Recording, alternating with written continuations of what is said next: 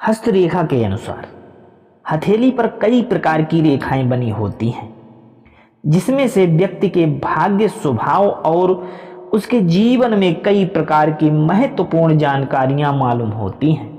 हथेली पर भाग्य रेखा का विशेष महत्व माना जाता है। जिन व्यक्तियों की हथेली में भाग्य रेखा मजबूत होती है, उनके जीवन में उन्हें भाग्य का अच्छा साथ मिलता है। जीवन में सुख, समृद्धि और ऐशो आराम की कभी कमी नहीं होती है।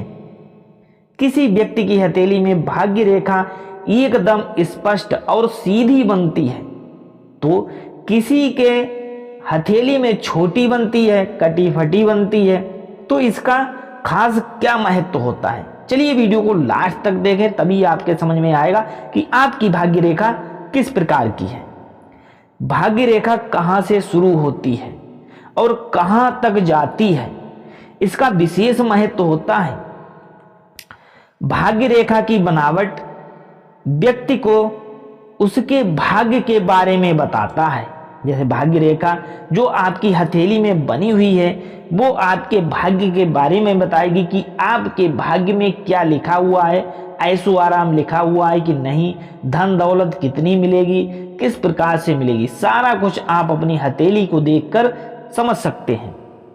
हथेली में भाग्य रेखा जो है वो कहां पर होती है, हस्तरेखा में बताया गया है कि व्यक्ति की हथेली में मणिबंध यानी कलाई से नीचे जो कलाई होती है, वहां से हथेली में शुरू होती है, मणिबंध से शुरू होकर और कोई सीधी रेखा चलते हुए सीधे शनि पर्वत तक जाती है, तो भाग्य रेखा कहलाती है। भाग्य रेखा को शनि रेखा के नाम से भी जाना जाता है।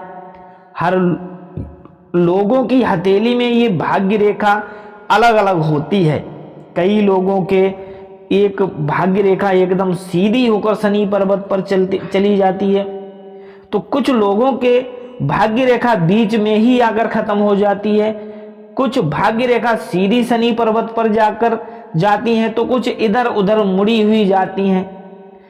तो भाग्य रेखा जो है वो सीधे शनि पर्वत पर जाती तो है, लेकिन कुछ मुड़ी होती हैं, कुछ सीधी होती हैं। तो जो और चलिए जानते हैं कि गुरु पर्वत और भाग्य रेखा के मिलने का मतलब क्या होता है। आपका गुरु पर्वत है, उस पर यदि भाग्य रेखा मिलती है तो इसका क्या मतलब है। तो हस्तरेखा ज्योतिष शास्त्र के अनुसार जब भाग्य रेखा मणिबंध से निकलते हुए सीधे शनि पर्वत में जाकर सीधे गुरु पर्वत पर मिले, तो यह बहुत ही शुभ माना जाता है। इससे आदमी बहुत ही ज्ञानी, शांत और गंभीर स्वभाव का होता है। ये भाग्य रेखा जब गुरु पर्वत पर मिले और रेखा एकदम साफ हो, तो व्यक्ति के जीवन में बहुत सारा धन अर्जित होता है। व्यक्ति का मन और उसका मन इतना शांत रहता है कि उसके पास बहुत ज्यादा पैसा होता है और उसका मान सम्मान भी होता है, हर जगह मान सम्मान होता है। जब भाग्य रेखा सीधे शनि पर्वत पर मिलती है, जिन व्यक्तियों की हथेली में भाग्य रेखा बिना कटे और गहरी एकदम स्पष्ट और सीधे मणिबंध से निकलती हुई शनि पर्वत पर जाकर मिलती है, तो व्यक्ति बहुत ही भाग्यशाली और धनवान माना जाता है। इस तरह के व्यक्ति अपने जीवन में भाग्य का साथ हमेशा अच्छे और उन्हें सफलता मिलती रहती है। जीवन में उन्हें कोई भी कठिनाइयां नहीं होती हैं, आराम से इन्हें सफलता मिल जाती है। उन्नति रेखा, जो उन्नत रेखा होती है वो कैसी होती है।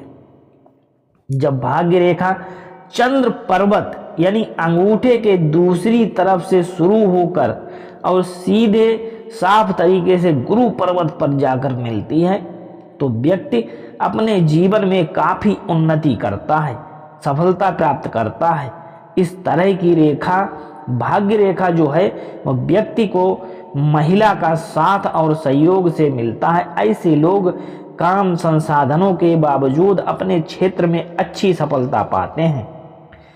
जब सूर्य और बुध पर्वत पर रेखा जाकर मिलती है, किसी भी व्यक्ति की हथेली में भाग्य रेखा मणिबंध से निकलते हुए सीधे सूर्य पर्वत पर यानी अनामिका जो उंगली है उसके नीचे जाकर मिलती है, तो ऐसे व्यक्ति राजनेता, प्रशासनिक और अधिकारी होते हैं। ऐसे लोगों के अंदर नेतृत्व करने की अच्छी क्षमता होती है।